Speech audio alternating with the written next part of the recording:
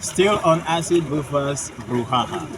Now, you already know what a buffer solution is, right? We have acid buffer, we have basic buffer. For the matter of fact, the pH of an acid buffer is given by the pKa plus ln, the concentration of the acid, the ratio of the concentration of the acid to that of the base, right? Now, I want to ask you, no, to that of an acid. Is that of a basic buffer, that is the concentration to the base.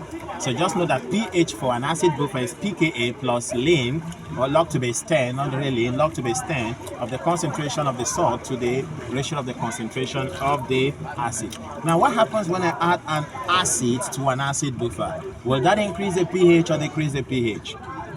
You think about it. It's likely going to bring down the pH, right? Good, because acids are already, an acid buffer is already acidic. So if you add more acid to it, the pH will do what? Will decrease. Remember, the closer the pH is to 0, the stronger the acid, right? Good. And then also, if I have a basic buffer and I'm adding X amount of acid to a basic buffer, will that increase the pH or reduce the pH? Think about that. The pH of a base is already high. So if I'm adding an acid, will it decrease the pH or increase the pH? That's very serious, right?